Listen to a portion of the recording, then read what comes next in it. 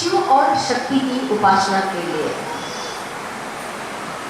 नवरात्रि वे भी कहते हैं नवरात्रि, माने नवरात्रि की उपासना। और जब शंकर जी की उपासना करनी होती है तो क्या आती है? शिवरात्रि।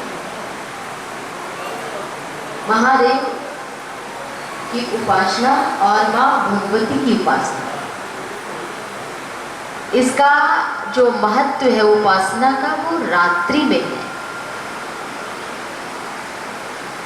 रात्रि में हम जितना जप करेंगे, जितनी आराधना करेंगे, जैसे कि एक आसन से बैठ करके, कुछ नहीं तो नवार्ड मंत्र का ही कम से कम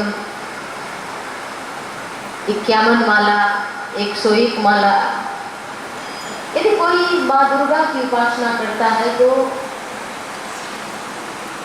भगवान श्री कृष्ण ने भी माँ दुर्गा से जब महामाया रूप में यशोदा के घर में पुत्री बन करके आई थी, तो भगवान श्री कृष्ण ने कहा था माता दुर्गा से कि नाम ध्येयानि कुर्वन्ति स्थानानि च नराभुवि दुर्गेति भद्रकाली विजया वैष्णवी दीजा। भगवान श्री कृष्ण ने कहा कि हे देवी, कलयुग में जो भी तुम्हारी उपासना आराधना करेगा उसको निश्चित ही उसका फल मिलेगा। दुर्गा, भद्रकाली, विजया, वैष्णवी ये तुम्हारे नाम होंगे।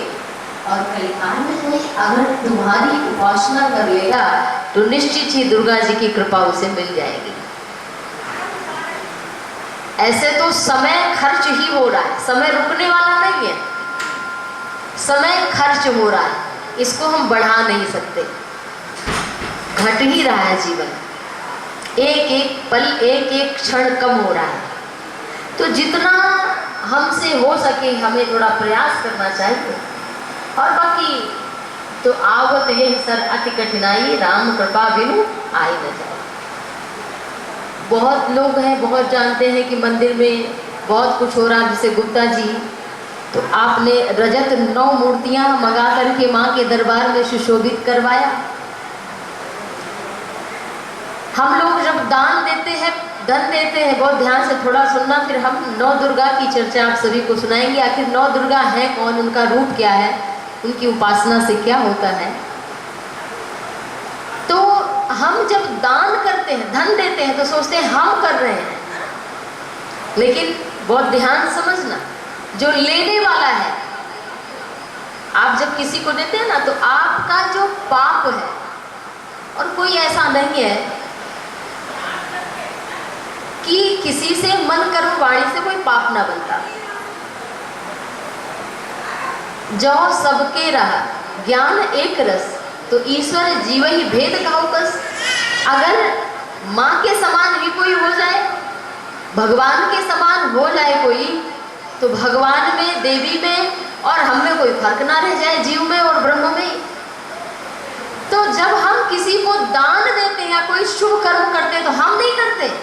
अगर आपने ये करके किया है तो आपका पुण्य समाप्त हो जाता है, परंतु अगर आप अभिमान त्याग करके करते हैं तो वो अनंत काल तक। और देवी भागवत में तो लिखा है कि कोई अगर शिव का मंदिर बन रहा हो, या माता दुर्गा का मंदिर बन रहा हो, या उनकी मूर्ति की स्थापना करवानी हो, ये सौभाग्य अगर आपको मिल जाए, आपका धन उसमें खर्च हो पाए, तो समझना कि निश्चित ही ईश्वर ने आपका चुनाव किया है। अन्यथा पैसा सबका खर्चा हो रहा है, चाहे कोई अरबपति हो, चाहे कोई करोड़पति हो, लेकिन पैसा लगता कहाँ है।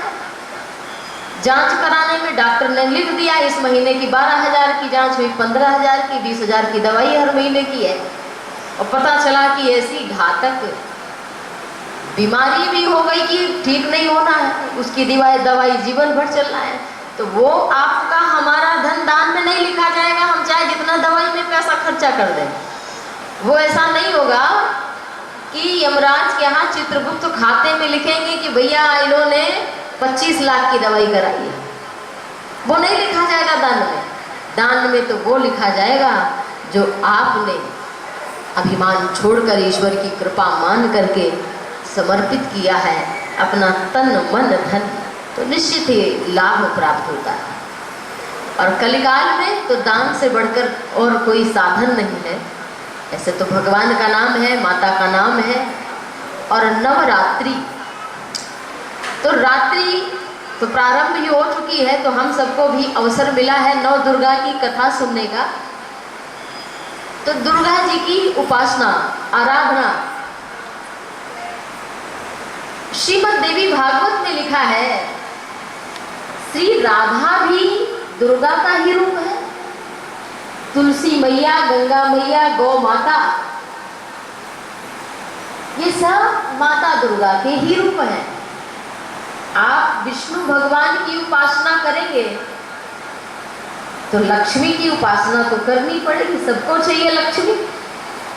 तो बिना माता की आराधना के बिना भगवान की आराधना भी पूरी नहीं होती। आप राम जी के उपासक हैं कि हमारे इष्ट देवता राम जी हैं, इष्ट प्रभु, तो श्री जानकी जी तो विराजमान होगी ना उनके साथ। शंकर जी की पूजा करेंगे तो गौरी मैया, वही दुर्गा मैया विराजमान होंगी।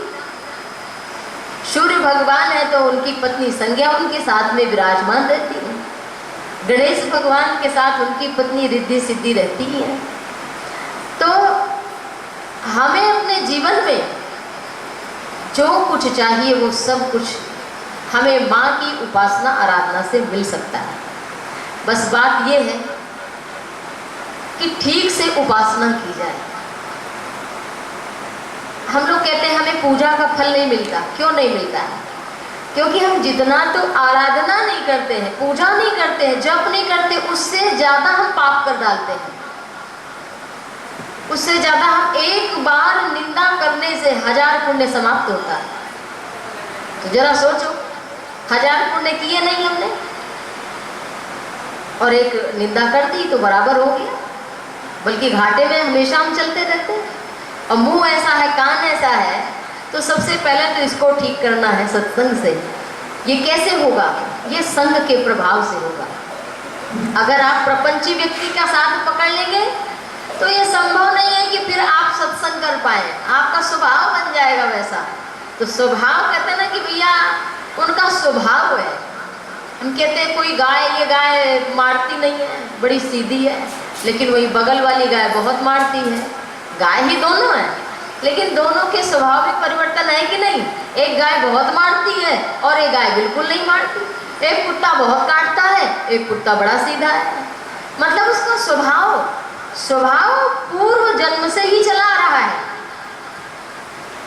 तो ये हम सब जो सत्संग में बैठे हैं, एक बार भी माता का नाम, कृष्ण का नाम, राधा का नाम, राम का नाम, शिव का नाम मुंह से निकलता है, ये पूर्व जन्म का किया हुआ शुभ कर्म है और उसी का मन लगता है। बहुत लोग आते तो हैं लेकिन वो सुन ही नहीं पाते। उनको निद्रा आ जाती है या मन बैठे हैं मंदिर में कथा सुनने के लिए, लेकिन मन तो इधर उधर भटक रहा है, कहीं चला गया है, शरीर बैठा है, तो उसका प्रभाव हमें, उसका फल नहीं मिलता। तो दुर्गा जी की कृपा पाने के लिए आइए हम सभी। संगीत तो नहीं है लेकिन माँ तो भाव की भूखी है ना, तो हम सभी थोड़ा सा माता की स्तुति कर लेते हैं, जयकारा लगा लेते हैं। फिर आप सभी को नौ दुर्गा की और उपासना हम कैसे करें, माता के रूपों की, कैसे वो उत्पन्न हुई दुर्गा रूप में, इन सब की चर्चा हम करेंगे। सभी गाइएगा।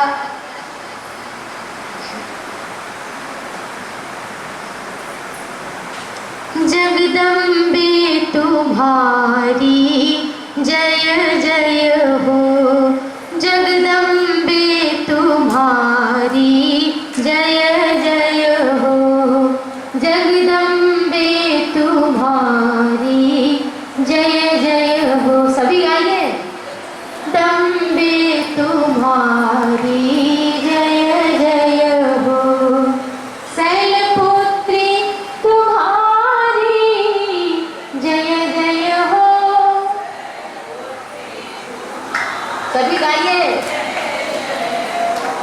शैलपुत्री तुम्हारी जय जय हो।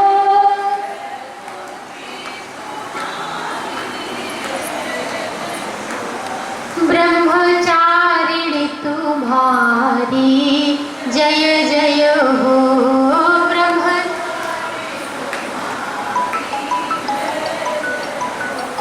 नव दुर्गा तुम्हारी जय जय हो। हेलो कहाँ चंद्र घंटा तुम्हारी जय जय हो।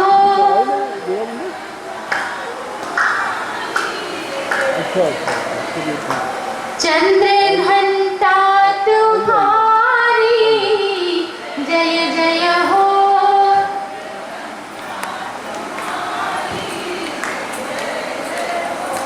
कूष्मांडा तुम्हारी जय जय हो। कूष्मांडा नवदुर्गा तुम्हारी जय जय हो।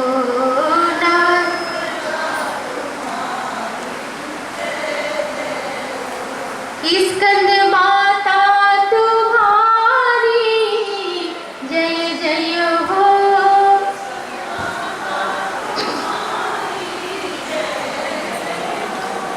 स्कंद माता तुम्हारी जय जय हो।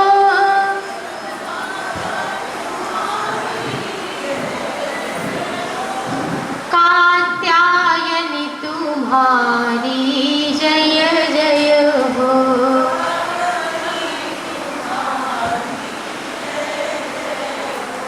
काल रात्रि तुम्हारी जय जय हो।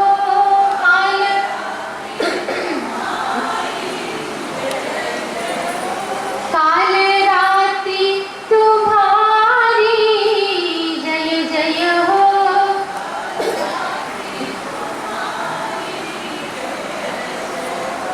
महागौरी तुम्हारी जय जय हो।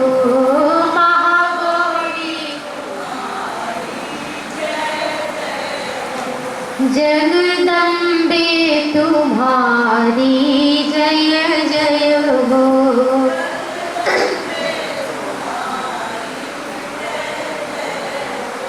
सिद्धिदात्री तुम्हारी जय जय हो।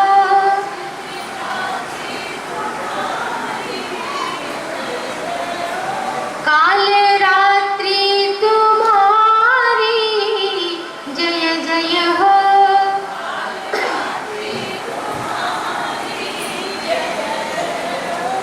माँ दुर्गा तुम्हारी जय जय हो। माँ दुर्गा त्रिपुर सुंदरी तुम्हारी जय जय हो। त्रिपुर सुंदरी तुम्हारी त्रिपुर सुंदरी तुम्हारी जय जय हो।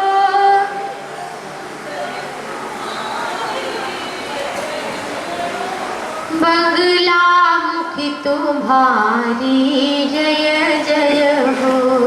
बगला मुखी तुम्हारी जय जय हो। कौशिकी तुम्हारी जय जय हो।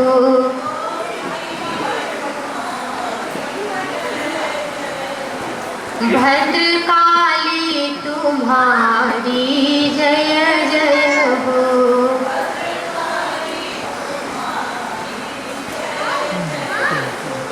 जगदम्बा तुम्हारी जय जय हो। दर्शन कर लिया माता जी के। बोले दुर्गा मैया की।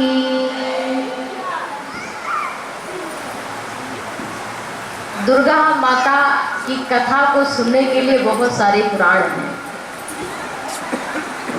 सभी पुराणों में शक्ति माँ दुर्गा की उपासना की गई है,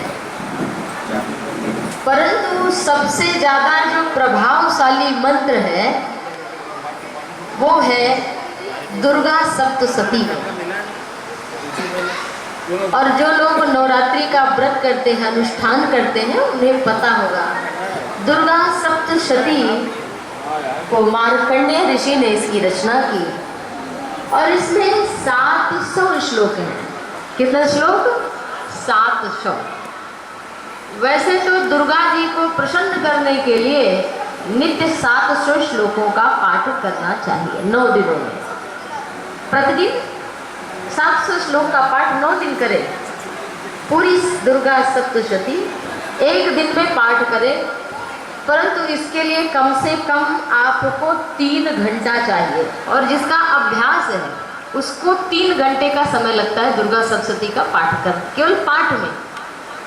फिर उनका जप है, उनकी आरती है, उनके लिए पुष्प है, उनके लिए भोग है, वो सारी विधा। परंतु इस कलिकाल में, इस मोबाइल भरे युग में, इस आधुनिक संसार में कहाँ मन लगता है? ज़्यादा समय हमारा मोबाइल में जाता है, सबसे ज़्यादा समय खर्च होता है, तो कहाँ खर्च होता है? मोबाइल। तो दुर्गा सप्तशती का पाठ हर मनुष्य को अपना परिवार सुखी करने के लिए, अब धन धान्य पुत्र पौत्र की प्राप्ति के लिए, वंश वृद्धि के लिए, तरक्की के लिए दुर्गा माता की आराधना उपासना माँ भगवती स्वयं कहती हैं कि यदि कोई मेरी आराधना केवल नवरात्रि में ही कर लेता है तो भी मैं उस पर प्रसन्न हो जाती हूँ और उसे इस संसार के समस्त भोग तो देती ही देती हूँ, उसे अपना लोक भी प्रदान कर देती हूँ। क्योंकि जो भी साधन है हमारे पास, घर है, पड़ोसी है, पति पत्नी, माता पिता, ये सब जीवित के लिए है कि नहीं? मरने के बाद तो कोई नहीं है, सब कोई जानता है। तो मरने के बाद भी तो कोई संबंध चाहिए, है कि नहीं? कोई संबंधी हो, वो संबंधी है माँ भगवती, प्रभु जो आपके आराध्य है। तो उनसे संबंध बना के चलो, तभी हमारा आपका कल्याण होगा। तो नवरात्रि 4 होती है, साल भर में 4 नवरात्रि आती हैं। 2 गुप्त नवरात्रि है और 2 प्रत्यक्ष नवरात्रि है। तो जो प्रत्यक्ष नवरात्रि है, एक तो है चैत्र मास की नवरात्रि जो अभी चल रही है, और दूसरी नवरात्रि है शारदीय नवरात्रि जो कि आश्विन मास में आती है, और एक आषाढ़ मास में, ज्येष्ठ के बाद आषाढ़ लगता है। हर 4 महीने में एक बार नवरात्रि आती है, हर 4 महीने में। एक आषाढ़ मास में और एक फिर माघ मास में आती है। बहुत कम लोगों को पता होता है कि 4 नवरात्रि भी होती है। जो 2 प्रत्यक्ष नवरात्रि है, इसमें माँ दुर्गा के 9 स्वरूप की आराधना कौन से की जाती है? जो लोग दुर्गा सप्तशती का पाठ करते हैं उनको पता होगा 9 रूप। प्रथमं शैलपुत्री च, द्वितीयं ब्रह्मचारिणी, तृतीयं चंद्रघंटेति, कूष्मांडेति, चतुर्थकं पंचमं स्कंदमातेति, षष्ठं कात्यायनीति च, सप्तमं कालरात्रीति, महागौरीति चाष्टमं, नवमं सिद्धिदात्री च, नवदुर्गा प्रकीर्तिता। तो जो नवदुर्गा है, तो प्रत्यक्ष नवरात्रि में इन 9 स्वरूपों की विशेष पूजा की जाती है। बाकी माँ की कौशिकी है, चामुंडा है, कालरात्रि है, भद्रकाली है, काली है, शिवदूती अन्यान्य चामुंडा है, बहुत सारे रक्तदंतिका हैं, त्रिपुर सुंदरी है, अन्य अन्य नामों से उनका विस्तार श्रीमद् देवी भागवत में और दुर्गा सप्तशती में बहुत विस्तार से वर्णन किया गया है। तो इन नव रूपों की आराधना की जाती है और उन सब में, इन चारों नवरात्रियों में शारदीय नवरात्रि की महिमा सबसे अधिक बताई गई। शारदीय नवरात्रि की महिमा सबसे बढ़कर है चारों नवरात्रियों में। फिर दूसरे नंबर पर चैत्र मास की, और वो दोनों सम है, एक प्रकार से है। उसमें जिसको तंत्र मंत्र विद्या ये सब जागृत करना होता है वो जाते हैं शक्ति पीठों में और वहाँ पर तंत्र मंत्र की साधना करते हैं और भगवती देवी भद्रकाली को, कालरात्रि को, चामुंडा को प्रसन्न करते हैं बहुत कठिन तपस्या करके। लेकिन हम सबको कम से कम 9 स्वरूप की, उसमें 16 जो 10 महाविद्याएं हैं उनकी उपासना की जाती है। तो कम से कम हर व्यक्ति को दुर्गा जी की 9 रूपों की आराधना उपासना करनी चाहिए, ऐसा दुर्गा सप्तशती में लिखा है। जिसे अपना कल्याण चाहिए और अष्टमी और नवमी को कृष्ण पक्ष में विशेष माता की आराधना पूजा करना चाहिए। दुर्गा जी की उपासना में देखो, ऐसे तो 9 दिन का व्रत करना चाहिए। कितने दिन का व्रत? लेकिन लोगों की क्षमता सामर्थ्य कम होती जा रही है। खान पान, पिज्जा चाहिए, बर्गर चाहिए, खान पान बहुत बिगड़ गया, दाल चावल रोटी तक तो बहुत कम लोग रह गए। तो 9 दिन की उपासना लोगों से सधती नहीं है। जो लोग व्रत भी कर रहे हैं वो 4 टाइम की कुट्टू सिंघाड़े की पूड़ी, साबूदाना की खीर, समा की खीर, मखाने की खीर, तरह तरह के फल, मिष्ठान, मेवा, जिससे जितना पड़े आलू टमाटर सब खाओ, खाते हैं लोग। परंतु यह व्रत का वास्तविक स्वरूप नहीं है, ये केवल अन्न का त्याग मात्र है।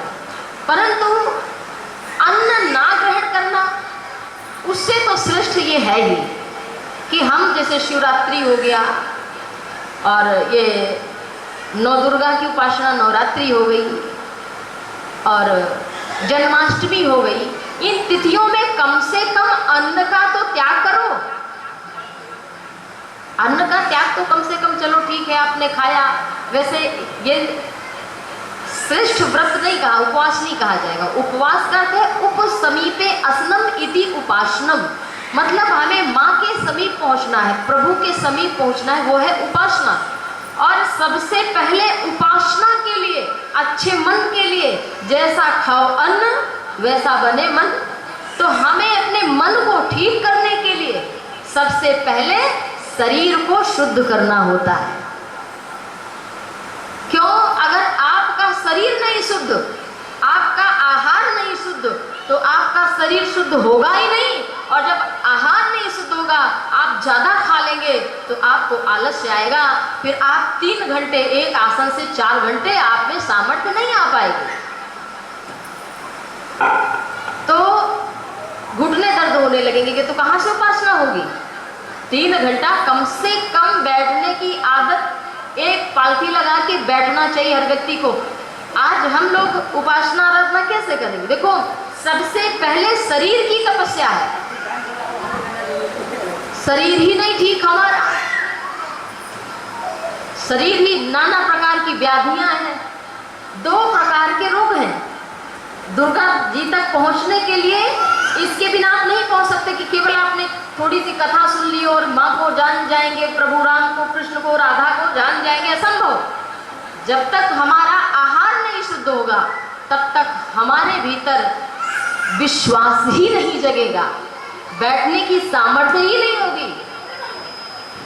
तो इसलिए सबसे पहले आहार को शुद्ध करो, कम से कम खाओ, कम खाओ, और दूसरी चीज गम खाओ। हर बात का उत्तर प्रत्युत्तर करना भी जरूरी नहीं है, जीवन सुखी बन जाएगा।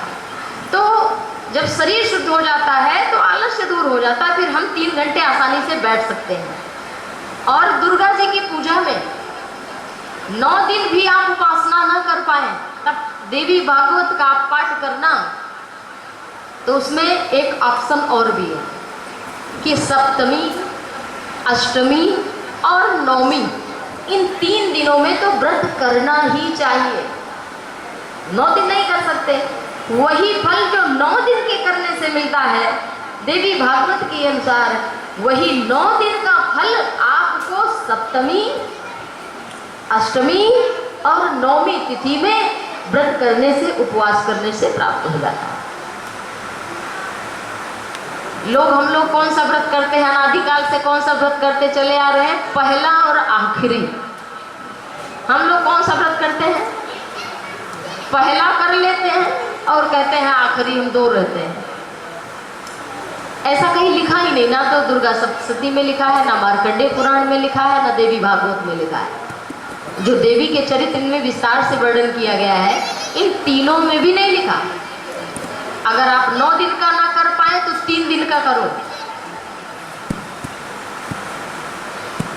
और अष्टमी के दिन माता दुर्गा की पूजा विशेष करना चाहिए। क्यों? क्योंकि माता दुर्गा अष्टमी के दिन 64 योगिनियों के साथ में भद्रकाली के स्वरूप से अनंत उनकी शक्तियां, चामुंडा और 10 महाविद्याएं, 64 योगिनियां, ये सब एक साथ प्रकट हुई थी। इसलिए अष्टमी की महिमा बहुत बड़ी बताई जाती है। तो सप्तमी, अष्टमी और नवमी ये 3 व्रत करिए। और अष्टमी के दिन विशेष पूजन, लाल चंदन लीजिए। देवी भागवत में लिखा है दुर्गा को प्रसन्न करने के लिए अष्टमी के दिन, अब फूल की बात करें तो माता दुर्गा को जैसे चंपा का फूल बहुत प्रिय है, गुड़हल का फूल बहुत प्रिय है, लाल कनेर का फूल बहुत प्रिय है, गुलाब है, ये सारे पुष्प माता दुर्गा को बहुत प्रिय है। तो इन पुष्पों को अर्पित करिए, माला बनाइए, माला पहनाइए, रोशनी घर की बंद कर दीजिए। अगर आपकी आंख ठीक है तो आप एक बड़ा दीपक जलाइए, वहाँ पे अंधकार करिए और रात्रि के समय माँ भगवती दुर्गा की आराधना अष्टमी के दिन करिए। और अगर 9 दिन नहीं कर पा रहे हैं तो व्रत 3 दिन का करिए और उपासना आराधना विशेष अष्टमी के दिन करिए। दीपक जलाइए, एक दीपक ऐसा हो जिससे उसका प्रकाश पुस्तक पे पड़ सके अच्छे से। अगर आपकी आँख ठीक ठाक है तो ये आधुनिक लाइट बंद करो, उससे ध्यान आपका केंद्रित होगा। और अगर आपका मन जब भागने लगे पूजा पाठ में कि आप पाठ कर रहे हैं लेकिन मन दुकान में लगा है, कितने का बिजनेस था, वो कितना पैसा ले गया है, यहाँ तक पहुँचने लगे, तब अपनी कनिष्ठिका उंगली को, सबसे छोटी उंगली है, इसको आप जमीन पर दबा दीजिए, ऐसे दबाए रखिए। फिर स्वतः जो आपका ध्यान है वो केंद्रित हो जाएगा, अपने आप आपको केंद्रित नहीं करना पड़ेगा। तो ये आपको 2-4-10 मिनट में एक बार थोड़ा 10 सेकेंड 15 सेकेंड दबाए रखना, 10-10 मिनट के अंतराल पे। अब कोई गणिता कौन कर पाएगा तो पूरा फल कैसे मिल सकता है? हम पूरा फल भी पाना चाहते हैं और तपस्या भी नहीं करना चाहते। बिना तपस्या के तो ब्रह्मा भी अपने पद को नहीं पा सकते। बिना तपस्या के तपबल रचई प्रपंच विधाता और तपबल विष्णु सकल जगताता। तपबल शंभु करई संघारा, तप आधार सब सृष्टि भवानी, करहि जाहु अस तप जिय जानी। तो जो तपस्या है, बिना तपस्या के कुछ मिलने वाला नहीं है। तो दुर्गा अष्टमी के दिन आप पहले से तैयारी करके रखो अपने घर में। माता दुर्गा को मीठा पान का भोग भी लगाना, कोमल बिल्व पत्र लाना, कोमल क्यों माता को कोमल बिल्व पत्र प्रिय है। और उस पे चंदन लगाना, लाल चंदन, और वो माँ भगवती दुर्गा को अर्पित करना। अगर आप उस दिन देखो पाठ में अगर कीलक, कवच, अर्गला, स्तोत्र ये 3 करना चाहिए, उसके बाद पाठ करना चाहिए। लेकिन अगर आप पूरा पाठ नहीं कर सकते तो बांट कर लीजिए। 9 दिन में पूरी दुर्गा सप्तशती पढ़ लीजिए। संभव हो तो प्रतिदिन पूरा दुर्गा सप्तशती का पाठ करिए, और नहीं तो सिद्ध कुंजिका स्तोत्र का पाठ कर लीजिए। सिद्ध कुंजिका स्तोत्र तो आप सभी लोगों को याद ही होगा, बस इसमें थोड़ा प्रोनाउंसिएशन जो है वो शुद्ध होना चाहिए। तो इससे क्या है कि ना कवचम ना अर्गला स्तोत्रम कीलकम ना रहस्यकम ना सूक्तम नापि ध्यानम च न्यासो न च वाचनम कुंजिका पाठ मात्रेण दुर्गा पाठ फलम लगे। ना तो आपको, अगर आप कुछ नहीं पढ़ पाते तो ना तो इसमें न्यास की आवश्यकता है, ना और किसी विधि की आवश्यकता है। आप सीधे दुर्गा सप्तशती में सिद्ध कुंजिका स्तोत्र का पाठ करिए। तो ना कवचम, ना तो आपको कवच फिर पढ़ने की जरूरत, अगर आपके पास समय नहीं है तो ना कवचम ना अर्गला स्तोत्र, और ना अर्गला स्तोत्र पढ़ने की जरूरत है। ना सूक्तम, ना देवी सूक्त, जिसमें है ना कि या देवी सर्वभूतेषु मातृरूपेण लक्ष्मी रूपेण शांति रूपेण क्षुधा रूपेण तृष्णा रूपेण। तो अन्य माता को ऐसे कहकर के बारंबार प्रणाम किया गया, उसे देवी सूक्त कहते हैं। तो ना कवचम ना अर्गला स्तोत्रम कीलकम, ना कीलक, ना रहस्यकम, ना रहस्य पढ़ना है, ना ध्यान लगाने की आवश्यकता है। आप कम से कम 9 दिन तक 11 बार सिद्ध कुंजिका पढ़ लो, और ये पढ़ोगे तो मुश्किल से 2 मिनट लगेगा। 2 मिनट, बहुत ज्यादा आपका खर्च होगा तो 2 मिनट, और 11 बार प्रतिदिन पाठ करो तो कहाँ ज्यादा समय लगेगा। आधे घंटे के अंदर आपका पूरा पाठ हो जाएगा। कितने लोगों को याद है सिद्ध कुंजिका, कितने लोगों को याद है? तो ये कहीं ना कहीं हमारे सनातन धर्म का अपमान है कि क्या कि हमको पता है कि ट्रेंड में कौन सा कपड़ा चल रहा है, कौन सी ज्वेलरी का डिजाइन चल रही है, आजकल फैशन में कौन सा सामान आ रहा है, कैसा सोफा सेट आ रहा है, कैसे गद्दे आ गए हैं, लेकिन हमको दुर्गा सप्तशती में सिद्ध कुंजिका तक नहीं आ गए, और हम कहते हैं हमारा कल्याण हो जाए। कल्याण का मतलब हमें सांसारिक, या तो आप में हम में इतना ज्ञान हो, सुख कैसे मिलेगा? या तो भगवती की कृपा से, राम कृष्ण हरि की, दुर्गा की, सूर्य की कृपा से मिलेगा, गणेश की कृपा से मिलेगा, और या तो आपकी ज्ञान से मिलेगा। ज्ञान है नहीं, उपासना करनी नहीं है, तो कल्याण कहाँ से होगा? हम आपसे बहुत कहें कि सुखी हो जाओ, संसार माया है, कभी सुख मिलता है क्या? तो सुख नहीं मिलेगा। लेकिन जिस क्षण हम संतोष कर लेते हैं, उसी क्षण कोई उपासना ना करो, कोई आराधना ना करो, उसी क्षण संतोष जब कर लिया सुख मिल जाएगा। कि सामर्थ्य नहीं है तो उपासना करो, भक्ति करो। भगवान की माता रानी के समीप पहुंचने के लिए सबसे बड़ा कलयुग में साधन है दुर्गा सप्तशती। लिखा है शृणु देवी प्रयच्छामि कुंजिका स्तोत्रमुत्तमं येन मंत्र प्रभावेण चंडी जापः शुभो भवेत् न कवचं नारगला स्तोत्रं कीलकं न रहस्यकं। सभी लोग ध्यान से सुनेंगे क्योंकि इसके श्रवण का भी बहुत फल है। न कवचं नारगला स्तोत्रं कीलकं न रहस्यकं न सूक्तं नापि ध्यानं च न न्यासो न च वाचनं कुंजिका पाठ मंत्रेण दुर्गा पाठ फलं लभेत् अतिगुह्यतरं देवी देवानामपि दुर्लभं गोपनीयं प्रयत्नेन स्वायुनीर्यु पार्वती मारणं मोहनं वश्यं स्तम्भनोच्चाटनादिकं पाठमात्रेण संसिद्धेत दुर्गा पाठ फलं लभेत। मतलब दुर्गा पाठ फलं लभेत, इसको पढ़ने मात्र से पूरे दुर्गा का पाठ करने का फल प्राप्त हो जाता है। दुर्गा पाठ फलं लभेत अतिगुह्यतरं देवी देवानामपि दुर्लभं यह देवों के लिए भी दुर्लभ है। देवानामपि दुर्लभम, देवानामपि दुर्लभम। भगवान शंकर कह रहे हैं गोपनीयं प्रयत्नेन स्वायुनिरिव पार्वती मारणं मोहनं वश्यं स्तम्भनोच्चाटनादिकं पाठमात्रेण संसिद्धेत् कुञ्जिकास्तोत्रमुत्तमम्। अथ मन्त्रः ॐ ऐं ह्रीं क्लीं चामुण्डाय विच्चे ॐ ग्लौं हुं क्लीं झुं सः ज्वालय ज्वालय ज्वल ज्वल प्रज्वल प्रज्वल ऐं ह्रीं क्लीं चामुण्डाय विच्चे ज्वलहंसं लं छं फट् स्वाहा इति मन्त्रः।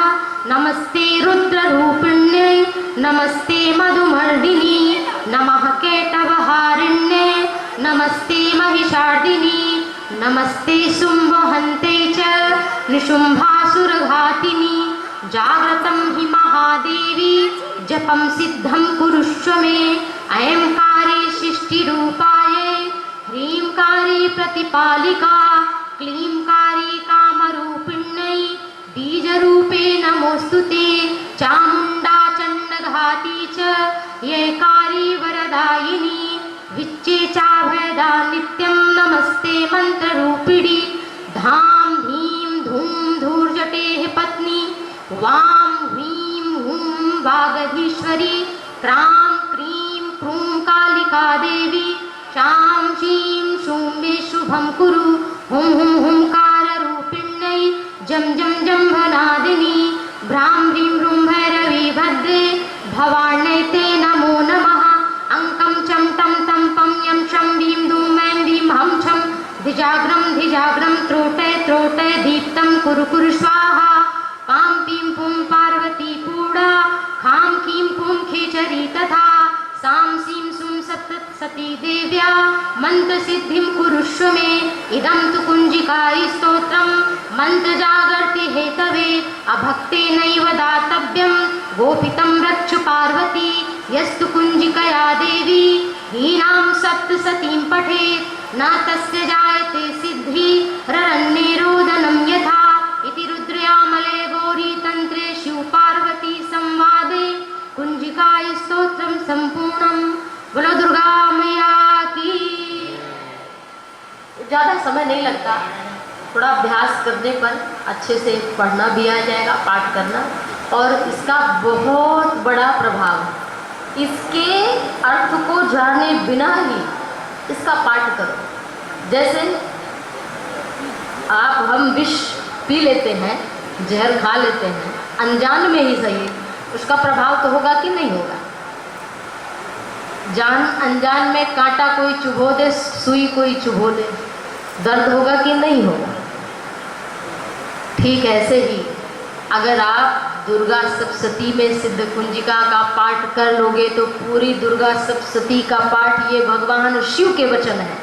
शिव कह रहे हैं कि हे पार्वती, ये बड़ा गुप्त है, सबको बताने वाला नहीं है, लेकिन अगर कोई जान ले, इसका अनुष्ठान कर ले, इसे नवरात्रि में ही सिद्ध कर ले, तो वो अपने आप पर कंट्रोल कर सकता है। अभी हम और संपूर्ण जो कुछ चाहे, रिद्धि सिद्धि धन संपदा सब कुछ प्राप्त कर लेता है, परंतु जब वो भगवती की महिमा को कोई जान लेता है तो ये संसार की भोग विलासता पाने की इच्छा ही समाप्त हो जाती है। जब तक हम उसको नहीं जानते, ब्रह्म तत्व को नहीं जानते हैं, तब तक हमें कामना है। और नवरात्रि में ब्राह्मण को, कन्या को, स्त्री को माता दुर्गा स्वयं कहती हैं कि जितनी जगत की स्त्रियां हैं ये सब हमारा ही रूप है। जितनी जगत की स्त्रियां हैं, तो अगर कोई एक स्त्री का भी अपमान अकारण करता है तो साक्षात दुर्गा का अपमान करता है, साक्षात भद्रकाली का अपमान करता है, उसका कल्याण हो ही नहीं सकता। जो द्रौपदी थी वो दुर्गा की ही तो एक अंश अवतार थी, और दुशासन ने द्रौपदी का अपमान कर दिया तो इतने बड़े बड़े रथी अजरथी वीर, इतनी बड़ी बड़ी सेनाएं सब युद्ध भूमि में मूली की तरह, गाजर की तरह कट गई। भीष्म, द्रोणाचार्य, कृपाचार्य, अश्वत्थामा जो भगवान शिव के अवतार थे, लेकिन उनकी जीत नहीं हो पाई। इसलिए अकारण किसी स्त्री का, किसी कन्या का अपमान नहीं करना चाहिए, वो विनाश का कारण बनता है। तो जो नव दुर्गा हैं,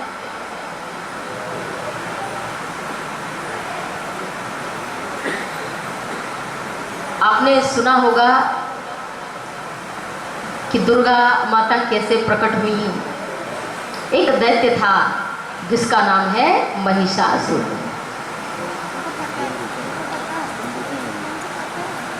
दूसरे अध्याय में इसका वर्णन है। तो महिषासुर इतना अत्याचारी कि देवताओं का राज्य छीन लिया। जो दूसरे की संपत्ति पर अपना अधिकार जमाए, बलशाली होकर दूसरे की धन संपदा छीनने की कोशिश करे, वो महिषासुर है। उसका विनाश आज नहीं कल होना ही। तो महिषासुर अत्याचारी, उसने देवताओं पर अधिकार जमा लिया। फिर हुआ क्या, सारे देवता मिलकर के ब्रह्मा जी के पास गए। ब्रह्मा जी ने कहा कि हमसे कुछ नहीं हो सकता, फिर किसकी शरण में चले? कहा महादेव की शरण में। जब महादेव की शरण में सारे देवता मिलकर के ब्रह्मा जी के साथ गए,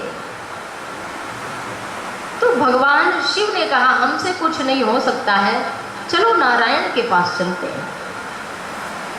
सारे देवता मिलकर के भगवान श्रीमन नारायण के पास गए।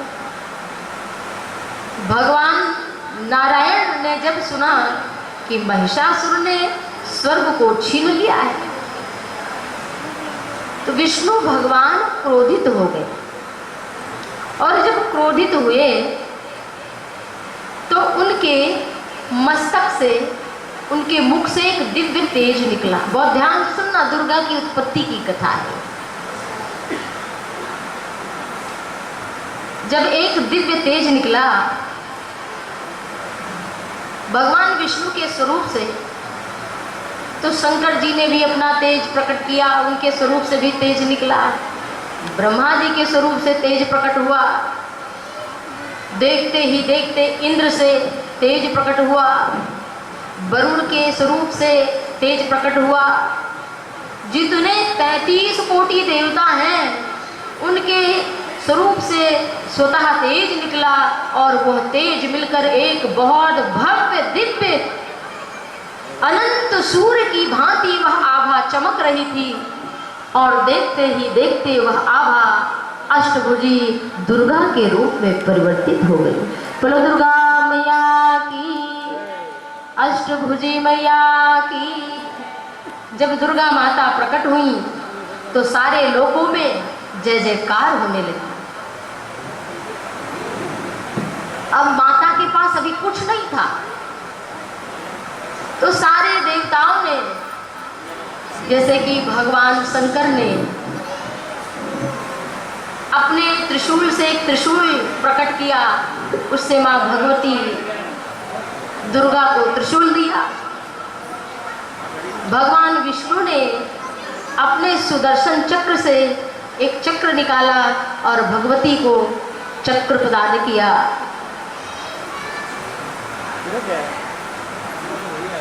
हिमालय ने, जो दुर्गा जी किस पर सवारी करती है? सिंह पर। तो जो शेर है वो हिमालय ने प्रदान किया है सवारी, हिमालय हिमवान ने प्रदान किया है शेर। और उस शेर पर बैठकर माँ भगवती, वरुण ने कुछ दिया, यम ने कुछ प्रदान किया, इंद्र ने वज्र प्रदान किया, सब कुछ इस तरह से माँ को सबने समर्पित किया। और माँ कौन है? दुर्गा समस्त ब्रह्मांड की ज्योति है।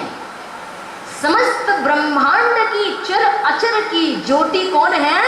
माँ दुर्गा भगवती, माँ भवानी हम सबकी ज्योति है, आत्मस्वरूप है। और जब दुर्गा प्रकट हुई तो महिषासुर को पता चला और महिषासुर युद्ध करने के लिए आया। इसकी कथा बहुत थोड़ा विस्तार से है शास्त्रों में, जैसे कि देवी भागवत में भी और दुर्गा सप्तशती में भी, परंतु आप सभी को भी हमें 9 दुर्गा की कथा सुनानी है। तो इस तरह से माता दुर्गा ने महिषासुर का वध किया और उसके पश्चात सारे देवता आनंदित हुए। हम लोग कहते हैं हमारे ग्रह खराब हो गए, तो कहाँ जाते हैं? किसी ज्योतिषी के पास। और अगर आप ज्योतिषी से पूछो भैया आपका क्या हाल है, तो ज्योतिषी खुद ही कहते हैं हम बहुत परेशान हैं, क्योंकि हमारी जानकारी में कई ऐसे ज्योतिषाचार्य हैं जो हमारे संपर्क में हैं, लेकिन हर किसी का नाम तो नहीं लिया जा सकता है। उनके जीवन में ऐसी समस्याएं हैं जिनका दुख पार पाना असंभव है, वो खुद रो रहे हैं। ऐसा नहीं कि ज्योतिष खराब है, लेकिन नवग्रह अगर आपको परेशान कर रहे हैं तो प्रभु का अनुग्रह प्राप्त करो ना। और जब भगवती की, राम कृष्ण हरि राधा रानी की, माँ दुर्गा की जब अनुग्रह मिल जाएगी तो ग्रह क्या कर पाएंगे? ग्रह तो तभी तक परेशान करेंगे ना जब तक अनुग्रह नहीं। और यार देखो दुर्गा मंदिर इतना सुंदर, यहाँ कुछ ना कुछ हुआ ही करता है। और नवरात्रि में देखो गुप्ता जी ने चांदी की मूर्ति बता रहे थे कि जिस कारीगर ने बनाया लाखों रुपया उसमें खर्चा हो गया, पसंद नहीं, अच्छी नहीं बना पाया, फिर 2 लाख से अधिक ही धन उसमें बनाने में लग गया, केवल बनवाई लग गया। तो बताओ लाखों रुपया कौन खर्चा करता है? ये आदमी 10 रुपये भी दान के लिए मांगो तो कहता है अरे सब भिखारी हो गए, ऐसे मांगने वाले हो गए हैं। लेकिन जब रिश्तेदार के यहाँ जाएंगे तो मिठाई का डब्बा, फल और पहले से शादी में पहुंच जाएंगे, बड़ा बड़ा गिफ्ट ले जाएंगे, पहले से पहुंच जाएंगे। लेकिन जब कोई धर्म का अनुष्ठान होता है तब उनको लगता है कि अरे ये तो ऐसे ही हो गए, मांगने का खेल हो गया। अभी मेरे शरीर से भी एक मंदिर का निर्माण चल रहा है त्रिवेणी नगर में। तो मैं आपको एक सत्य घटना बता रही हूँ कि हमारे जो सनातन धर्म के लोग हैं वो कैसे होते जा रहे हैं, लेकिन उनके यहाँ नमाज नहीं पढ़नी हो। तो मैंने देखा, मैं जा रही थी तो नदी, गोमती नदी के किनारे पक्का पुल पे बैठा वो उस समाज के लोग बैठ के वहीं बेच भी रहे हैं और वहीं नमाज अदा कर रहे हैं, वहीं अदा कर रहे हैं नमाज। वो अपने स्वरूप को नहीं भूल रहे कि नहीं हमको नमाज यही बैठ के अदा करना है। लेकिन हम सबको तो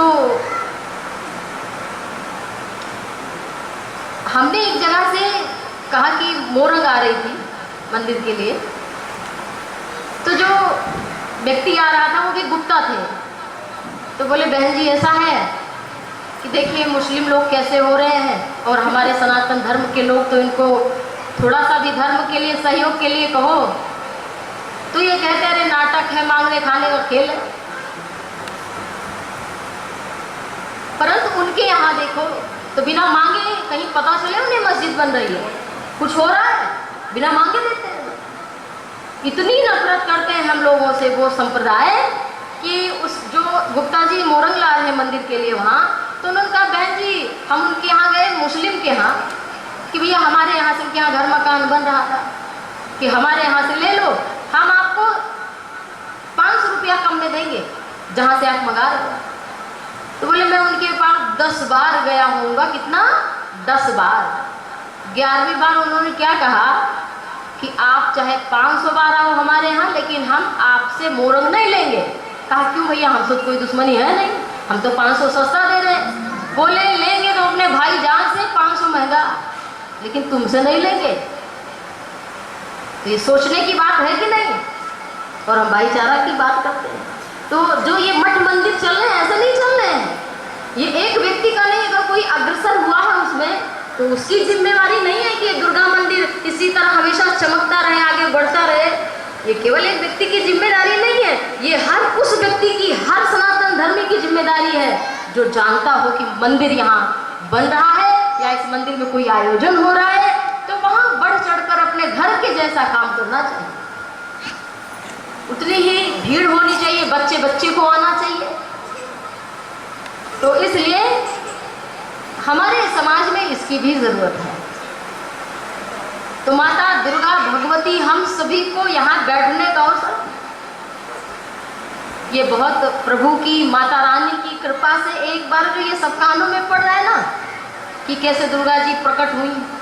ऐसे तो अभी मैंने पूछा कि सिद्ध कुंजिका, और सही में बहुत लोगों को नहीं आता, जबकि सबसे जो आसान तरीका है दुर्गा जी की कृपा पाने का वो सिद्ध कुंजिका है, वो भी नहीं पढ़ पा रहे हैं। एक स्तोत्र तक ठीक से नहीं याद है। तो ये हमें जागना पड़ेगा अपने, कम से कम साथ में दुर्गा नवरात्रि चल रही है, दुर्गा मंदिर इतना भव्य, यहाँ भी इतनी सुंदर सुंदर मूर्तियाँ फिर से लगी हैं, रजत की लगी हैं, तो जाकर देखो, कोई सहयोग थोड़ा भी बने तो व्यक्ति को अपने आप करना चाहिए। तो जो नव दुर्गा है, आइए हम उसकी भी कथा सुन लेते हैं कि दुर्गा जी की उत्पत्ति कैसे हुई। इसकी कथा आप सभी ने सुना, और अब नव दुर्गा की कथा श्रवण करेंगे। प्रथमं शैलपुत्री च, पहला स्वरूप माता का है शैलपुत्री। शैलपुत्री क्यों कही जाती है माता? देखिए, ब्रह्मा जी के पुत्र हैं, अंगूठे से उनका प्राकट्य हुआ था दक्ष का। तो दक्ष प्रजापति ने 10,000 वर्ष तक कठिन तपस्या की, 10,000 वर्ष तक। तब माता सती रूप में उनके घर पधारी, सती रूप में।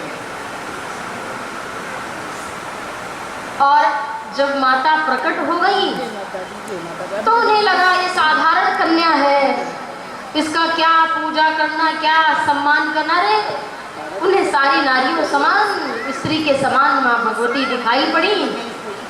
और दक्ष ने एक यज्ञ का आयोजन किया, उसमें भगवान शिव और माता सती को निमंत्रण पत्र नहीं दिया। माता सती ने बड़ा जब आग्रह किया कि नहीं नहीं हम जाएंगे प्रभु, अगर आपकी आज्ञा हो, तो भोलेनाथ ने सोचा कि जब ये नहीं रह रही है तो इनको विदा करना चाहिए। माता सती को भगवान शंकर ने विदा करा, और जब सती गई वहाँ पर शंकर जी का स्थान उन्हें ना दिखा, तब माता सती योग अग्नि में अपने शरीर को भस्म कर देती हैं, यानी कि अपने प्राणों का त्याग कर देती हैं। शरीर वहीं पड़ा है। भगवान शिव को जब पता चला तो भगवान शिव उस सब शरीर को लेकर माता रानी के, क्योंकि शिव जी सती से बड़ा प्रेम करते थे, उस शरीर को लेकर के भगवान शंकर यत्र तत्र कई हजार वर्षों तक घूमते रहे। संहार के देवता हैं महादेव, उन्होंने सोचा कि मेरी सती नहीं रही लेकिन शरीर तो है। तब सारे देवता मिलकर के भगवान विष्णु के पास गए। तो भगवान विष्णु ने कहा कि मैं शीघ्र इसका निवारण करूंगा। और भगवान विष्णु ने अपने सुदर्शन चक्र से माता सती के अंग को काटा, धीरे धीरे करके 108 भागों में माता सती के उस शरीर को काटा। इसलिए इस भारत भूमि पर अन्य जगह भी बताया जाता है 108 शक्तिपीठ है। इस समय तो 1-2 शायद पाकिस्तान में भी है शक्तिपीठ। पाकिस्तान अलग थोड़ी ना था, हमारा हिस्सा था, लेकिन बंटवारा उसका ऐसे लोगों ने किया कि तो 108 शक्तिपीठ, जैसे कामाख्या माता है, नैना देवी आदि आदि, उन ये तो माता के जो शरीर भस्म हो गया था, केवल 100 शरीर का टुकड़ा जहां जहां गिरा, एक एक अंग गिरे, वहां पर शक्तिपीठ बन गया।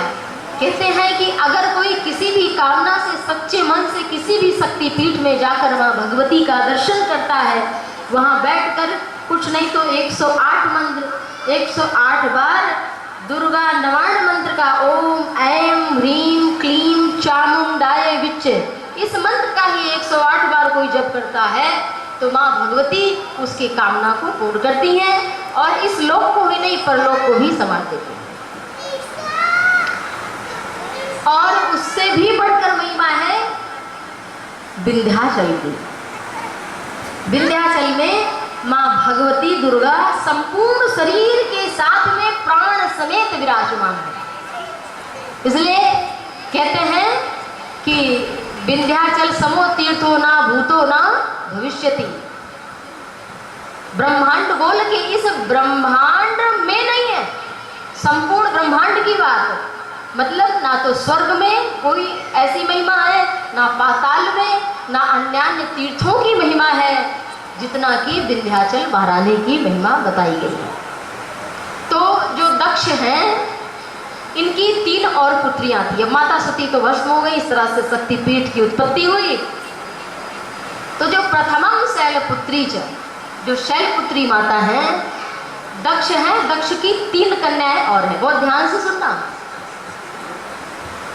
धन्या, मैना, धन्या को ही सुनैना कहा जाता है, धन्या, मैना और कलावती, ये 3 कन्याएं हैं दक्ष की। तो जो सुनैना है वो ध्यान से सुनना, धन्या माने सुनैना जो है, सुनैना से माता जगत जननी दुर्गा ही सीता रूप में आई।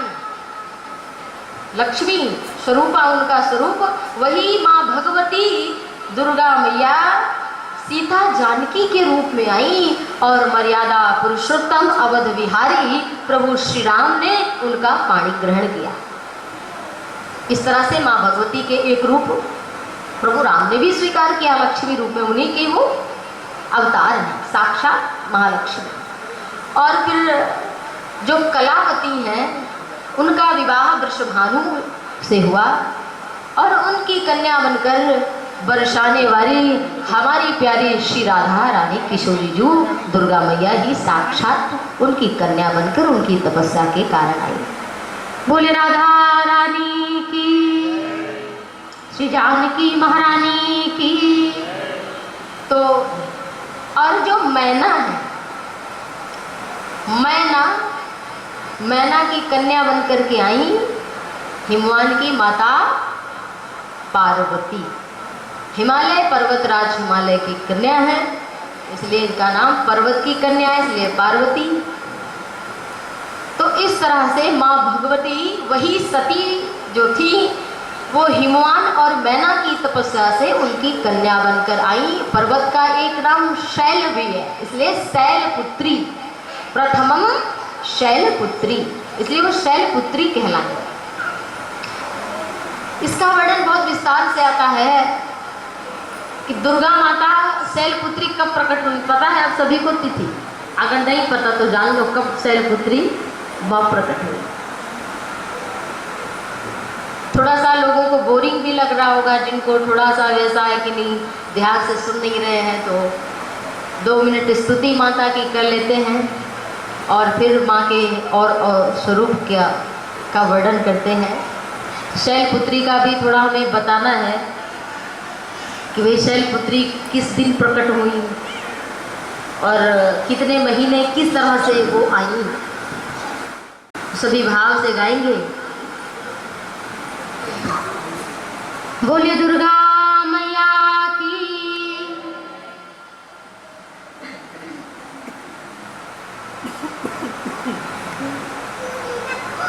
देखो संगीत तो है नहीं, ऐसे तो संगीत से ही कथाएं आजकल होती हैं और लोगों को कथा में कम इंटरेस्ट, संगीत में ज़्यादा। परंतु कथा ऐसे होना चाहिए जैसे भोजन, कथा ऐसे होने चाहिए जैसे भोजन, लेकिन भजन संगीत ऐसा होना चाहिए जैसे राम रस मतलब नमक। अगर भोजन में राम रस इतना डाल दो, नमक 4 चम्मच डाल दो, अब भोजन हो 1 चम्मच, तब तो फिर सब वो सत्यानाश हो जाएगा, शरीर की दुर्गति हो जाएगी। और जहाँ 100 साल 80 साल जीना होगा, वहाँ 5 साल भी शरीर नहीं चलेगा। इसलिए जो संगीत है आजकल के ज़माने में, अभी आधुनिक दौर में संगीत का ही प्रचलन बहुत बढ़ गया है। बहुत कम कथाएं सुनाते भी हैं लोग और सुनते भी हैं। ज़्यादा उन्हें संगीत चाहिए, ज़्यादा उनको डांस चाहिए, ज़्यादा उनको दिखावट चाहिए, लेकिन वास्तविक तत्व तो छूट ही जाता है। तो बस 2 पंक्ति माता की कृपा। देखिए, एक बहुत बड़ी बात मैं कहना चाहूँगी, माँ की उपासना क्यों करें? जब माँ कहते हैं, आप सभी बोलिए माँ, मुँह खुला कि नहीं? माँ और कहो बाप, तो मुँह बंद हो गया कि नहीं? ऐसे हम सब की स्थिति है। माँ के सामने जाओगे तो जितनी भी मन की व्यथा होती है, पिताजी ऐसा कह रहे हैं, वैसा कह रहे हैं, या कोई माँ से लड़ पाते हैं, कह पाते हैं, लेकिन पिता से उसके सामने जाते ही, आजकल के बच्चों की बात नहीं हो रही है, लेकिन जो हमारी परंपरा है कि बाप के सामने मुंह बंद हो जाता था लोगों का। क्यों? बाप है, अपने में बड़ा वो डांट फटकार के रखता था। लेकिन जो माँ है वो तो करुणाशीला है, वो दया रूपा है, वो तो कितना भी सुंदर भोजन बना रही हो, सुंदर साड़ी पहने हो, लेकिन जब नवजात शिशु रोने लगता है, मलमूत्र कर देता है, तो भूल जाती कि आज हमने बढ़िया वाली साड़ी पहनी है, 8,000 वाली, 15,000 वाली। वो तुरंत जाती है और बालक को गोदी में लेती है और उसके मलमूत्र को साफ करती है। उसमें उसको आनंद मिलता है, उसमें उसको सुख मिलता है। तो वो है माँ। लेकिन बाप बढ़िया पैंट शर्ट पहन ले ना, अरे उनकी मम्मी ना, ले जाओ उसको, नाम से ले जाओ, इसने कर दिया, ले जाओ। तो ये है बाप। कि माँ तो माँ होती है। इसलिए नवरात्रि में माँ की कृपा पाने के लिए अपने आंचल में कोई जगह देने वाला है तो वो है माँ भगवती, माँ दुर्गा। बाप का भी दुलार चाहिए, लेकिन माँ के प्यार के बिना बाप भी दुलार नहीं दे पाएगा। इसलिए माँ की कृपा चाहिए। तो 2 पंक्ति हम गाएंगे।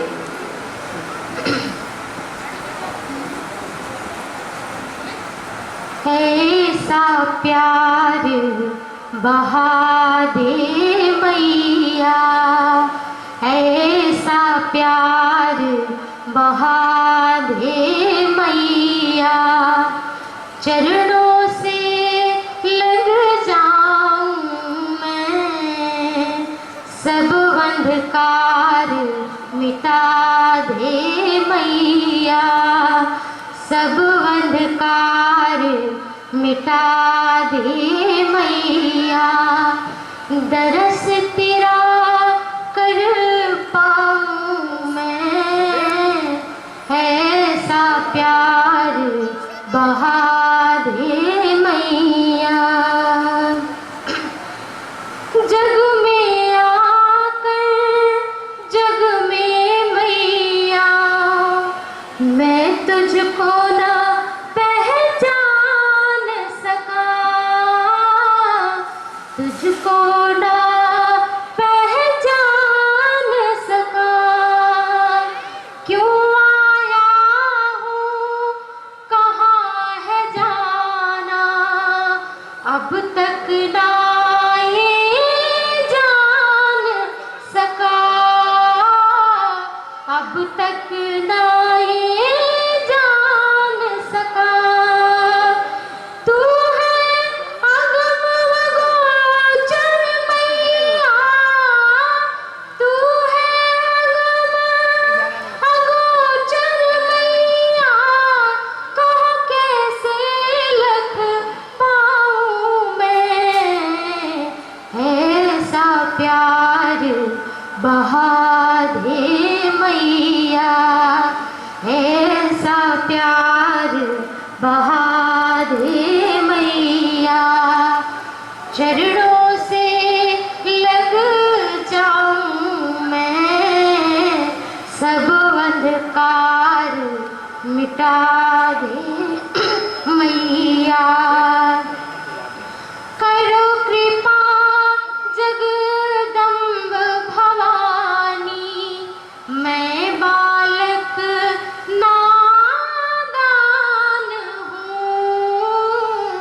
मैं बालक नादान हूँ, नहीं आराधन जप तप जानूं, नहीं आराधन जप तप जानूं।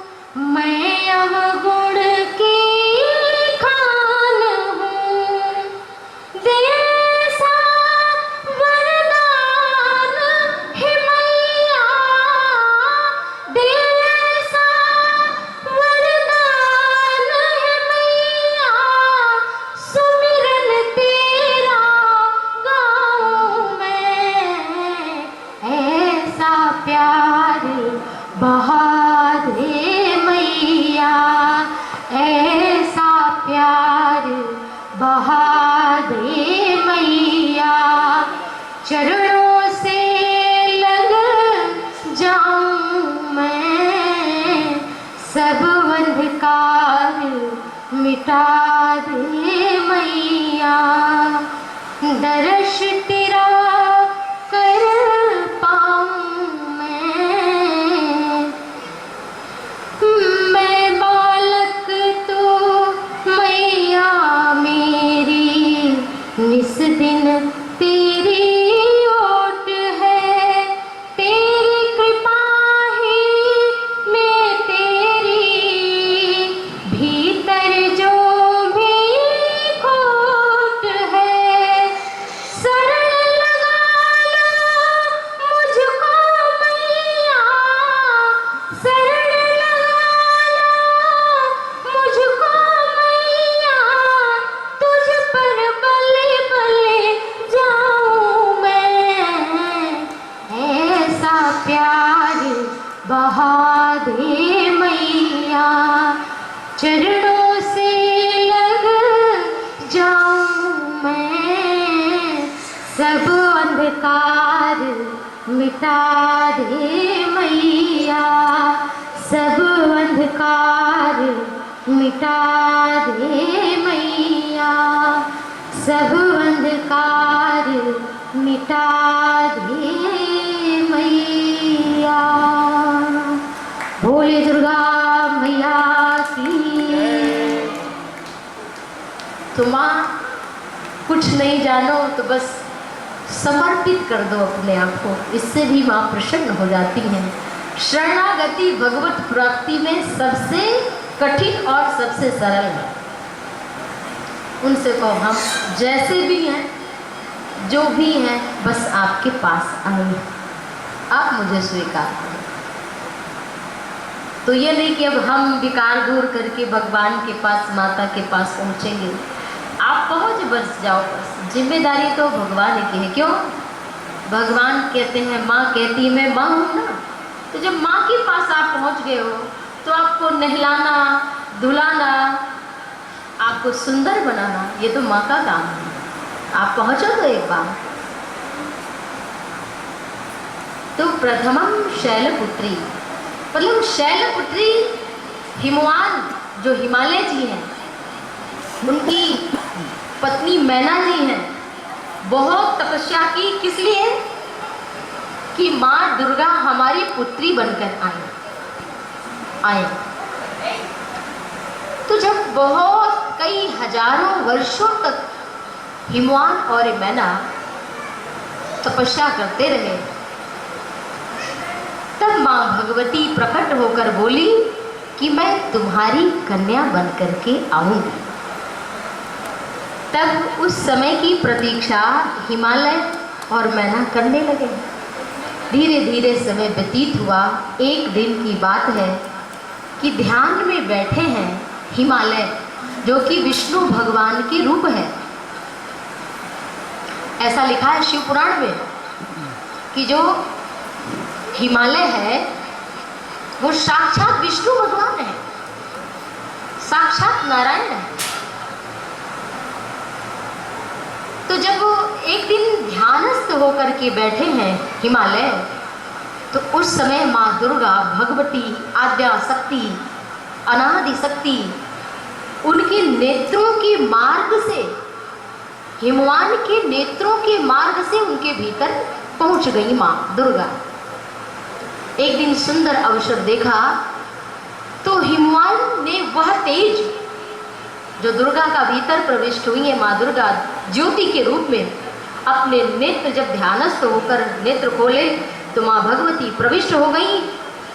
और उसी समय मैना जी आती हैं, तो नेत्र जब खोला तो वही ज्योति नेत्रों के मार्ग से हिमवान के द्वारा मैना माता के गर्भ में प्रविष्ट हो गया और इस तरह से माँ भगवती गर्भ में आ गई। जब गर्भ में आई तो कौन सा महीना था पता है? जब माता आ रही है, प्रकट होने वाली है, चैत्र मास ही था। 1 महीना, 2 महीना, 3 महीना दिव्य अनुभूति होने लगी मैना जी को। प्रतिदिन रोम रोम प्रकाशित होने लगे और जब 10वां मास बीतने वाला है तो आज दिशाएं निर्मल हैं। आज गंगा कल कल करके बह रही है, आनंदित पूर्वक शीतल मंद सुगंधित वायु बह रही है। आज जो दैत्यों के डर से अग्नि बुझ गई है, यज्ञ बुझ गए हैं, मंडप वहाँ स्वतः ही अग्नि प्रकट हो गए, गायों के नीचे स्वतः ही दुग्ध प्रवाहित होने लगा और चैत्र मास का महीना आया। नवमी तिथि आई, जिस दिन राम जी रामनवमी मनाई जाती। ध्यान से सुनना, जिस दिन श्री राम नवमी है उसी दिन शैलपुत्री का जन्मदिन भी होता है, बस समय में फर्क है। धीरे धीरे जब चैत्र मास की मृगशिरा नक्षत्र आया, नवमी तिथि आई, लेकिन मध्य दिवस अति शीत न घामा, पावन काल लोक विश्रामा। ये तो राम जी प्रकट हुए थे और दुर्गा माता मध्य रात्रि में, वो नवमी तिथि के ही दिन मध्य रात्रि में देखते देखते माता मैना के सामने अष्टभुजी रूप में लाल रंग की सुंदर साड़ी, अंग अंग में सुंदर आभूषण शोभायमान हो रहे हैं। मंद मंद मुस्कान है, बड़े बड़े कमल के समान नेत्र है। उनको देखकर लगता है जीवन का सब कुछ प्राप्त कर लिया, चरणों में नतमस्तक हो गई। माता मैना हिमवान ने भी दर्शन किया और कृतकृत्य हो गए। माँ आपको बारंबार प्रणाम है, बहुत प्रकार से स्तुति की है। कहा क्या चाहिए वर मांगो। कहा हमें कुछ नहीं चाहिए, बस आप कन्या बन जाओ, लाडली बन जाओ, छोटी सी किशोरी नवजात बालिका बन जाओ। जगत जननी है लेकिन कौन बन गई? बालिका बन गई। अच्छा आप बताओ, बड़ा बनने में सुख है कि छोटा बनने में? छोटा बच्चा है तो घर का हर आदमी लाओ रो रहा है हम ही ले ले, लाओ रो रहा है हम ले ले, लाओ रो रहा है। और कोई बड़ा आदमी रो तो 2 तमाचा और लगाए आदमी। घर में नाटक करते हो तुम, है कि नहीं? उसको कोई रोना, उसका रोना कोई पसंद नहीं करता, ना कोई ज़्यादा चुप कराना चाहता है। लेकिन जो छोटा बालक, उसे हर कोई स्नेह देना चाहता है, प्यार देना चाहता है। तो माँ भी बालिका बनकर प्यार पाने के लिए आई। इसलिए हम बड़े कितने भी उम्र में हो गए हैं, लेकिन भैया स्वभाव से तो छोटे ही बने रहो तभी आनंद है। जो बड़ा बनता है ना उसको कोई पसंद नहीं करता, इसलिए माता भी बालिका बन गई। लेकिन माता ने माया के कारण मोह में डाल दिया, वो भूल गई कि ये माता है, वो समझने लगी ये मेरी बालिका है। और फिर सब झूला झुलाने लगी। बस 2 पंक्ति माँ के लिए गाएंगे। झूला झूलो शैल कुमारी, झुलावे सब सखियाँ प्यारी। झूला झूलो शैल कुमारी, झुलावे सब सखियाँ प्यारी। सब सखियाँ प्यारी झुलावे सब सखियाँ प्यारी। हाँ सब सखियाँ, मन से सभी झूला झुलाओ। आप भी पालने की डोरी को मन से पकड़ो और मन में ये कल्पना करो कि वो जगत जननी माँ भवानी बालिका बनी है, तो आपको जो उनके जन्म का फल है वह निश्चित ही प्राप्त होगा।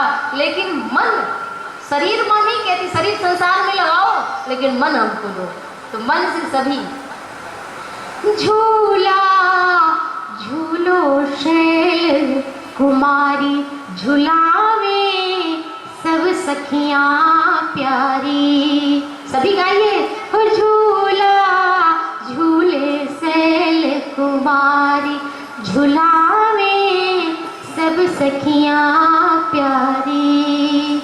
हाँ, सब सखियां प्यारी झुलावे सब सखियां प्यारी हो, सब सखियां प्यारी झुलावे सब सखियां प्यारी। झूला झूले शैल कुमारी झुलावे सब सखियां प्यारी। हरी जरी की अंगिया सो है हर चूनर सारी। हाँ, हरे रंग की अंगिया सो है हर चूनर सारी हो। हरे वृक्ष पर लगो हिंडोला हरी रूप फुलवारी। झूला झूलो शैल कुमारी झुलावे सब सखियां प्यारी। झूला झूलो शैल कुमारी झुलावे सब सखियां प्यारी। पिता हिमाचल माँ मैना की बेटी परम दुलारी हो।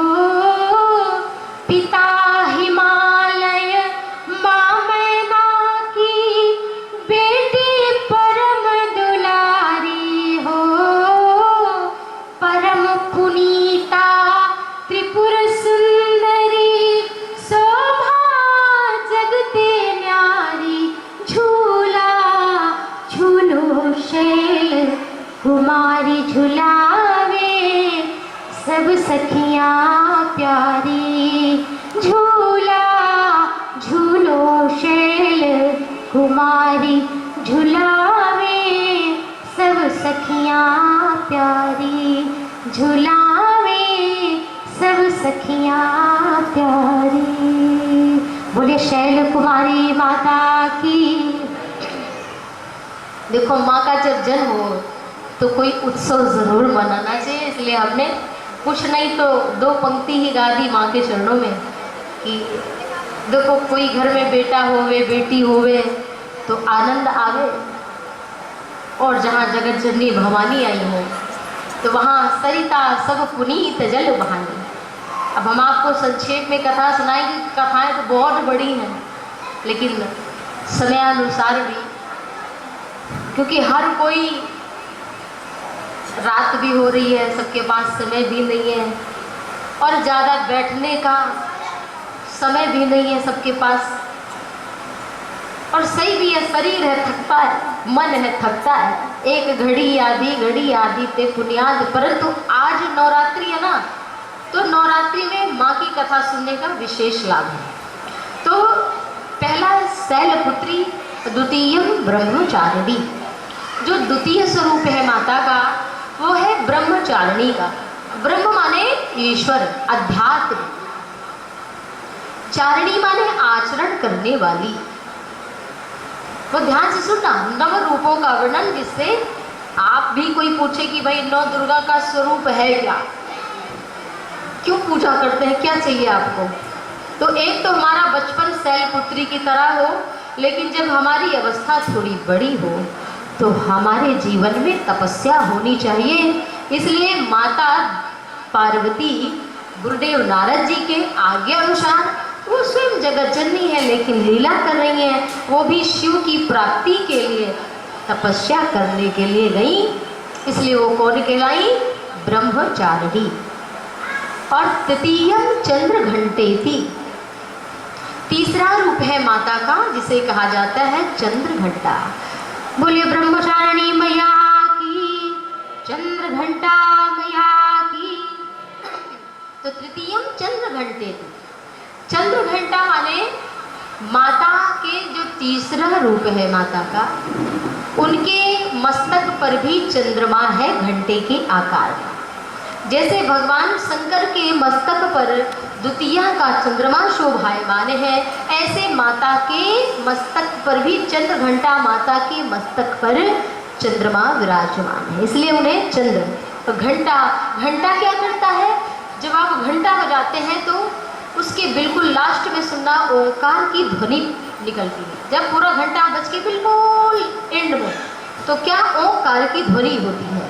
माँ ओंकार में जो चंद्र का आकार है वो माँ का स्वरूप बताया गया। ब्रह्मा विष्णु आ उमा, आ माने ब्रह्मा, उ माने विष्णु, माँ माने महेश्वर, और जो चंद्र है ओम का वो स्वयं माँ भगवती है। नहीं तो ऊ रह जाता है, ऊ का कोई अर्थ नहीं होता। अगर माँ भगवती के स्वरूप को ओंकार से निकाल दो तो कुछ नहीं बचता, वो केवल अक्षर रह जाता है। तो इसलिए ओंकार की घंटा जब बजता है तो हमारे भीतर का भय भागता है। भय कैसे भागता है? कि जब हमें ज्ञान होता है तो हमारे जीवन का भय निकलता है। तो ये चंद्र घंटा माता का स्वरूप कहलाता है। कूष्मांडेति चतुर्थकम, जो चौथा स्वरूप है माता का वो है कूष्मांडा। बोले कूष्मांडा मैया की। सबको जमाई भी आने लगी है। देखिए हमारा अभी विस्तार से अध्यात्म को आप जान लेंगे ना, तो आप किसी में ना तो गुण देखोगे, सच बता रहे हैं आपको, जिस दिन आपके भीतर अध्यात्म प्रवेश कर जाएगा उस दिन ना आप किसी के गुण को देखोगे, ना किसी के दोष को देखोगे। आप ये देखोगे कि ये प्रकृति का की क्रिया है।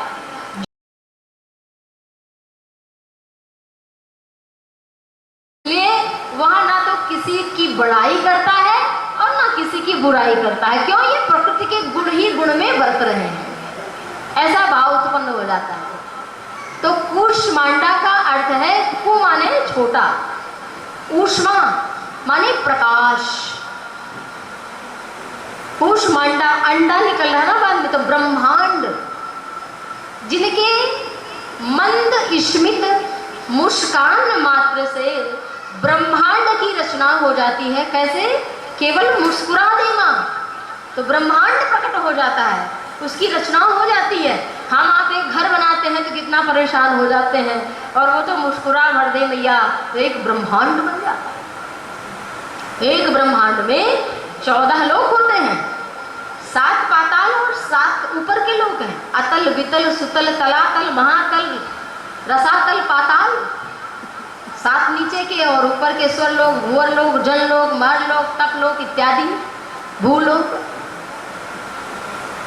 जल लोक, तप लोक। तो ये ऊपर के साथ नीचे के साथ एक ब्रह्मांड की बात कर रहे हैं। एक ब्रह्मांड में इतने लोग होते हैं, और उसमें फिर भारत। अब भारत में देखो कि कितने शहर, और उन शहरों में एक लखनऊ शहर, लक्ष्मणपुरी, और उसमें एक गांव, एक मोहल्ला है, एक नगर है कि नहीं? शहर में भी एक मोहल्ला, और उस मोहल्ले में कितने घर बने, उसमें आपका एक छोटा सा 2-4 हज़ार स्क्वायर फीट का मकान, ज़्यादा से ज़्यादा लोग 5,000 10,000 में बनाएंगे। जो संपन्न होंगे वो 10,000 स्क्वायर फीट में बना लेंगे, 15,000 में बना लेंगे, बीघे में बना लेंगे। और उसमें भी आप एक मोहल्ले में उस घर के कई कमरे, उस घर के कई कमरों में एक कमरे में बैठे हैं आप, और उस एक कमरे में बेड पर जितना आपका शरीर है बस उतना, और उसमें भी हम अभिमान करेंगे हम कुछ हैं। तो हमारी मूर्खता है कि नहीं? तो इसलिए कूष्मांडा कही जाती है कि माता अपनी स्मित मंद मुस्कान से अनेक ब्रह्मांडों की रचना कर देती है, इसलिए कूष्मांडा। पंचमम स्कंद मातेति, बोलिए स्कंद माता की। जो स्कंद माता हैं उनकी महिमा हम थोड़ा श्रवण कर लेते हैं। स्कंद जानते हैं? कौन है स्कंद? भगवान शंकर के माता पार्वती के पुत्र हैं। देवताओं के सेनापति हैं। भगवान विष्णु के अवतार भी कहे जाते हैं। तो माता पार्वती का जब शिव के साथ में विवाह हुआ, तब भगवान शिव पार्वती को लेकर गुफाओं में, कंदराओं में, जंगलों में, यत्र तत्र पर्वतों पर लेकर कई हजार वर्षों तक टहलते रहे, घूमते रहे। देवताओं ने कहा कि हमने तो विवाह इसलिए करवाया था कि तारकासुर का वध हो, और तारकासुर का वध कैसे होगा कि शंकर जी का जब कोई पुत्र होगा। लाखों वर्ष बीत गए, कोई पुत्र ना हुआ, हम लोग अभी तक खुद कंदरा गुफा में हैं। देवता कह रहे कहाँ है शंकर जी। जब देवताओं ने पता लगाया तो गुफा में भगवान शिव ठीक उसी समय स्वामी कार्तिकेय की, क्योंकि ये कृतिका नक्षत्र में हुए इसलिए इनका नाम कार्तिकेय भी कहा जाता है, तो उसी समय भगवान शिव पुत्र का संकल्प कर रहे थे। ठीक उसी समय पर देवता उस गुफा के बाहर द्वार पर आ गए। जब द्वार पर आ गए तो पुकारा, महादेव महादेव पाहि माम रक्ष माम। माता पार्वती ने सुना कि इसी समय तो पुत्र की उत्पत्ति महादेव करने जा रहे थे, ठीक इसी समय पर इन्होंने हमारे पुत्र उत्पत्ति में व्यवधान डाला है। उसी समय माता पार्वती ने श्राप दे दिया कि देवताओं तुम्हारे वंश की वृद्धि समाप्त हो जाए, आज के बाद कोई देवता का जन्म ही ना हो। आज तक कोई देवता जन्मा नहीं है जब से माता पार्वती ने श्राप दे दिया। अब जो वो तेज था वो कौन ग्रहण करे? शिव का तेज। करालम महाकाल कालम कृपालम, साधारण तेज नहीं, शिव का तेज कौन धारण करे? देवताओं ने सोचा यह तेज तो बड़ा कीमती है। क्यों? क्योंकि ये तो हमारे शत्रु का नाश करेगा। लेकिन जैसे देवताओं ने ग्रहण किया, बहुत ध्यान से सुनना कथा, क्योंकि ये हमेशा नहीं होने वाली है, कभी कभी सौभाग्य मिलता है, इसीलिए मैं संक्षेप में सुना रही हूँ, बहुत विस्तृत नहीं तो ये कई दिनों की कथाएं होती हैं, इनका विस्तार से श्लोक के साथ में और बढ़िया से। तो देवताओं ने जब ग्रहण किया उस शंकर जी के तेज को तो वो जलने लगे, उस तेज का वमन कर दिया, त्याग कर दिया। तब अग्नि देवता वहां पर खड़े थे, उन्होंने वो तेज ग्रहण कर लिया। जब अग्नि देवता ने ग्रहण किया तो स्वयं अग्निदेव जो जलाने का काम करते हैं वो स्वयं ही जलने लगे शिव के तेज से। तो उन्होंने वह वमन कर दिया तेज को। जब अग्नि देवता ने वमन किया तब अब कौन धारण करे? फिर उसके पश्चात अग्नि देवता ने कहां पर किया? जहां पर 7 ऋषि है, सप्त ऋषि, उनमें से जो माघ मास में 7 पत्नियां हैं ऋषियों की, वो सब जाती थी गंगा जी में स्नान करने के लिए। और उसी दिन देखा कि एक आग स्वरूप स्वतः ही प्रकट हो गया है। चलो माघ का महीना था, चलो थोड़ा ठंडक बुझा लेते हैं। तो अरुंधति माता ने, वशिष्ठ जी जो हैं, जो राम जी के कुलगुरु हैं, उनकी पत्नी का नाम है अरुंधति। तो माता अरुंधति ने कहा कि हमें नहीं लगता कि यहाँ पर अग्नि स्वतः कैसे प्रज्वलित हो गई, हमें तो कोई माया लगती है। 6 ऋषि पत्नियों ने, अत्रि आदि की पत्नियों ने कहा, अनुसुईया माता और सब माताओं ने, आपको तो माया लगती है, हम थोड़ी ठंडक बुझा लेंगे नहाकर। जैसे सेकने गई तो रोमकूप से वह तेज 6 ऋषि पत्नियों के रोमकूपों से प्रविष्ट करा दिया अग्नि देवता। लेकिन फिर वो ऋषि पत्नियां भी जलने लगी, वो भी उस तेज को ना ग्रहण कर पाई।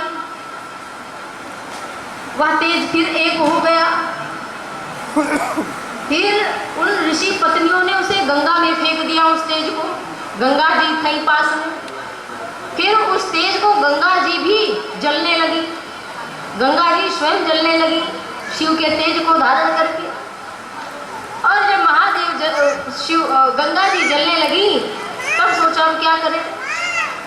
उन्होंने सरकंडे थे, सरकने वाली एक लकड़ी होती है जिसे सरकंडा कहते हैं, तो गंगा ने बहा कर ले गई और सरकंडे के पास कर दिया सरका के। तब भगवान शंकर के तेज ने स्वयं सोचा कि अब मुझे कोई धारण नहीं कर सकता है, इसलिए वो स्वयं प्रकट हो गए। कार्तिकेय स्वामी जब स्वयं प्रकट हुए थे अगहन मास की षष्ठी पंचमी को राम जी का विवाह होता है अगहन मास, उसके अगले दिन कार्तिकेय स्वामी प्रकट हो गए। तो ऋषि पत्नियों ने जब 6 ऋषि पत्नियों ने देखा, रे ये तो उसी तेज से बन रहा है बोला। इतने सुंदर थे, इतने सुंदर कार्तिकेय स्वामी थे कि उनको 6 मुख प्रकट करके एक साथ 6 माताओं का दूध पिया, इसलिए सदानंद कहलाए, स्कंद कहलाए। बोलिए स्कंद महाराज की, भगवान की।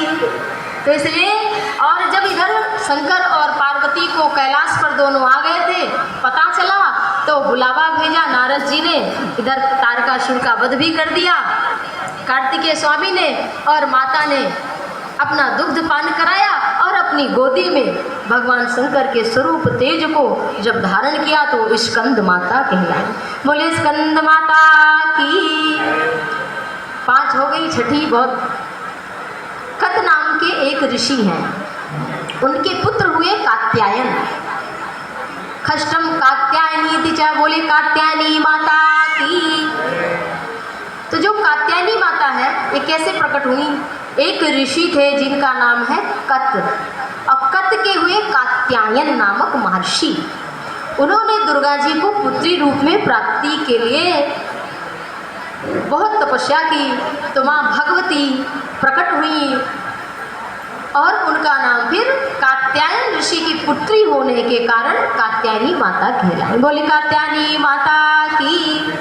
इनकी पूजा सब कोई करता है, जिस नारी को पति का प्रेम चाहिए उसे कात्यायनी माता की पूजा जरूर करनी चाहिए। जिसका विवाह ना हो रहा हो, बहुत आजकल कन्याओं का विवाह नहीं हो पाता, तो उन्हें कात्यायनी माता की पूजा जरूर करनी चाहिए। चांदी की कटोरी में शहद का भोग लगाना चाहिए, हल्दी की गांठें बांधकर पीले कपड़े में रखना चाहिए। और गोपियों ने भगवान श्री कृष्ण को पति रूप में पाने के लिए कात्यायनी माता की पूजा की, ऐसा श्रीमद् भागवत में लिखा है। माता रुक्मिणी ने विवाह से पहले गौरी माता की पूजा करने गई है, और गोपियों ने भी कात्यायनी महामाये महायोगिन्नधीश्वरी नंद गोप सुतम देवी पतिं मे कुरुते नमः। नमस्ते तांबिके भीक्षं स्वसंतानयुतां शिवां भूयात् मे पतिर्भगवान् कृष्णस्तदनुमोदताम्। माता कात्यायनी की पूजा गोपियों ने की। माता रुक्मिणी ने कृष्ण को पति रूप में पाने के लिए गौरी नमस्ते तांबिके विक्रम स्वसंतानयुतां शिवाम रुक्मिणी ने भी की, और माता सीता ने भी राम जी को धनुष तोड़ने से पहले मनुजा ही राचे मिली सोवर सहज सुंदर श्यामरो और करुणा निधान सुजान शील सने भुजानत रावरो ये भांति गौरी असीस पुनि पुनि। तो ये जो है माता गौरी की आराधना सीता माता ने भी की, रुक्मिणी माता ने की, गोपियों ने की। तो जिसे पति की प्राप्ति योग्य वर चाहिए उसे गौरी शंकर की आराधना जरूर करनी चाहिए। इसलिए शिवरात्रि है और नवरात्रि है, इन दोनों की उपासना दिन में कम रात में ज़्यादा होती है। शिवरात्रि की पूजा 4 प्रहर की होती है। लोग सवेरे केवल जल चढ़ाए आते हैं, बस उसके बाद हो गई पूजा। 4 प्रहर तक पूजा होती है शंकर भगवान की। अगले दिन सवेरे 4 बजे तक हर 2-4 घंटे पर, हर 4 घंटे पर आपको पूजा करनी होगी, विधिवत करनी होगी, तब शिवरात्रि पूर्ण मानी जाती है। तो इस तरह से माता कात्यायनी की पूजा का विधान बताया, इसलिए वो कात्यायनी कहलाई। सप्तमम काल रात्रि, ये श्लोक तो सबको याद होगा। कौन सा? ओम जयंती मंगला काली भद्रकाली कपालिनी दुर्गा क्षमा शिवा धात्री स्वाहा स्वधा नमोस्तुते। ओम जयंती मंगला काली। जयंती माने भद्रकाली, काल रात्रि। काल का मतलब है मृत्यु, रात्रि का मतलब है विनाश, मतलब उसको भी बुझा देना, प्रकाश को बुझा देना, उसकी ज्योति को बुझा देना। जब माता गौरी तपस्या करने के लिए गई तो इतनी कठिन तपस्या की, कितनी, 1000 साल तक शंकर जी को पति रूप में पाने के लिए कंद मूल फल खाए। कितना? 1000। और साग, तरह तरह के साग, हरी सब्जियां खाकर माँ ने 100 वर्ष व्यतीत किया। उसके बाद केवल वायु का भक्षण किया। उसके पश्चात वायु भी त्याग दिया। बस केवल 5-10 मिनट मुश्किल से आप सभी का और लेंगे, मुश्किल से 5-7 मिनट, क्योंकि यहाँ की जो बहनें हैं वो सुबह से यहाँ प्रोग्राम में आई हैं। तो शरीर है, इसमें भी ऊर्जा चाहिए। और आप सभी भी, जैसा कि गुप्ता जी का परिवार भी पूरा आज यहाँ लगा रहा पूजा पाठ में, सब में, तो आप सब भी थके ही होंगे। तो माता तो निद्रा रूप भी है। या देवी सर्वभूतेषु निद्रा रूपेण संस्थिता नमस्तस्यै नमस्तस्यै नमस्तस्यै नमो नमः। तो ये जो निद्रा है ये भी देवी जी ही हैं, लेकिन कुंभकर्ण ना बनो, नहीं तो तामसी निद्रा हो जाएगी। और जब तक निद्रा नहीं लोगे तब तक ऊर्जा नहीं आएगी। आदमी आलस में जमा ही लेता रहेगा, लेकिन सोए नहीं है। लेकिन जब सो जाता है तो एक नई ऊर्जा का संचार हो जाता है। तो माता गौरी तपस्या करने के लिए गई तो वहाँ पर वायु का भी पीना त्याग दिया। बेल पत्र शंकर जी को बहुत प्रिय है। बिल्व पत्र के बिना शिव की पूजा पूरी नहीं मानी जाती। तो जो बेल पत्र सूख करके जमीन पर गिरते थे उनको माता पार्वती ग्रहण करती थी, तोड़ के नहीं हरा। तो उनका नाम पड़ा अपर्णा। और उनका शरीर बड़ा काला हो गया था, कुछ ना खाती थी ना पीती थी, इसलिए बिल्कुल शरीर क्षीण हो गया था, बिल्कुल दुर्बल हो गया था, काला एकदम हो गया था। इसलिए भगवान शंकर का जब कर्पूर गौरम करुणावतारम संसार सारम भुजगेंद्रहारम सदा वसंतम हृदयारविंदे भवम भवानी सहितम नमामि, तो जब गौरी शंकर ने जब गौरी को निहारा है, इसकी बहुत सुंदर, अति सुंदर कथा है। अगर आप सुनेंगे तो आपको आनंद आएगा, परंतु समय अभाव है, फिर कभी अवसर मिलेगा तो विस्तार से कथा में सभी श्रवण करेंगे। तो जब भगवान शंकर ने देखा और गौरी माता को स्नान कराया तब उनका गौर वर्ण हो गया। ऋषि ने गौरी देखी कहाँ तैसे, तब कैसा देखा? गौरी बने गौर वर्ण हो गया, कुंद के समान, कपूर के समान माँ का सुंदर स्वरूप हो गया। तो इस तरह से अष्टमम महागौरी नवमम सिद्धिदात्री च, और जो 9वां स्वरूप है, 9वें दिन जो आराधना होती है माता की, वो सिद्धिदात्री की आराधना की जाती है। माने सिद्धि हमारे काम का पूरा होना। अगर आप भी चाहते हैं कि आप जो काम कर रहे हैं उसमें आपको सफलता मिले, घर में, जीवन में, मन में सुख समृद्धि शांति का आगमन हो, तो माता दुर्गा के 9वें दिन की पूजा भी जरूर करिए। सिद्धिदात्री की पूजा करिए, धूप दीप नैवेद्य पुष्प अर्चन वंदन आदि करके कन्या को खिलाइए, ब्राह्मण को खिलाइए, कुछ दान पुण्य करिए, माँ भगवती को प्रणाम करिए। तो बहुत सारी सिद्धियां हैं, जैसे कि कुछ का नाम बता देती हूँ मैं। अणिमा, गरिमा, लघिमा, महिमा, दूर श्रवण दर्शन, ईशित्व वशित्व, काम वसायिता, दूर श्रवण दर्शन, अर्थात हनुमान जी को भी तो किसने दिया था? अष्ट सिद्धि नवनिधि के दाता, असबर दीन जानकी माता। माता के पास समस्त रिद्धि सिद्धि है। तो उन्होंने जब हनुमान जी गए थे तब लंकापुरी में क्या बनाया? अजर अमर गुण निधि सुत हो, अजर अमर बना दिया माँ भगवती सीता ने हनुमान जी को, अजर अमर गुण निधि सुत हो। तो अष्ट सिद्धि नवनिधि के दाता, 8 प्रकार की, वैसे तो 18 सिद्धियां हैं लेकिन मुख्य 8 हैं। तो ये जैसे हम बैठे हैं यहाँ, आप अपने घर में क्या बात कर रहे हो ये हम जान जाएंगे अगर हमारे पास कोई सिद्धि होगी तो। छोटा रूप अति लघु रूप धरे हनुमाना, पैठा नगर सुमिरि भगवाना। तो हनुमान जी के पास सारी रिद्धि सिद्धि थी। तो इसलिए जिसके पास होती है वो जिसको चाहे वश में कर ले, जो चाहे सुन ले और उसकी समस्त कामना की पूर्णाहुति माँ भगवती सिद्धिदात्री करती है। तो आइए माता दुर्गा की स्तुति के साथ हम देंगे अपनी वाणी को विराम।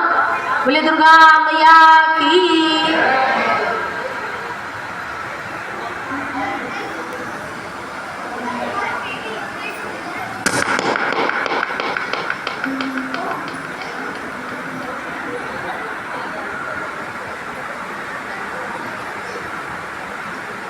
ज़्यादा नहीं, बस 5 मिनट, 9 बजने वाला है और बस ज़्यादा नहीं, 7 से 9 का ही समय था। तो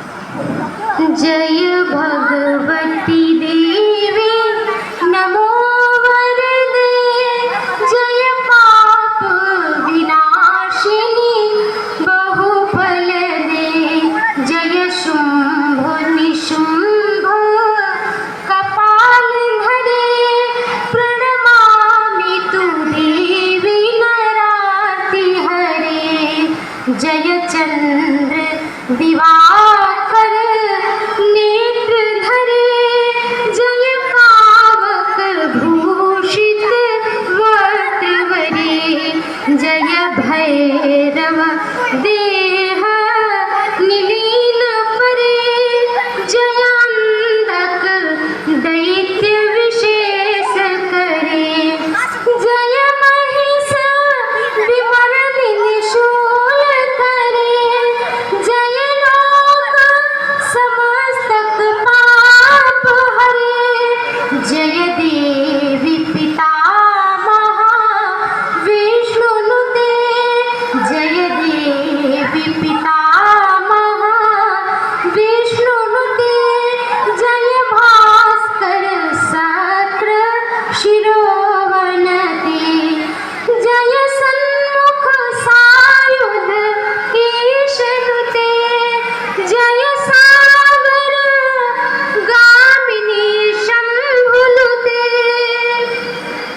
जय दुख दरिद्र विनाश करे, जय दुख दरिद्र विनाश करे, जय पुत्र कलत्र विविध करे, जय भगवती देवी नमो वरदे, जय पाप विनाशिनी बहुफल दे, जय देवी समस्त शरीर धरे, जय नाक विमर्दिनी दुख हरे, जय व्याधि विनाशिनी मोक्ष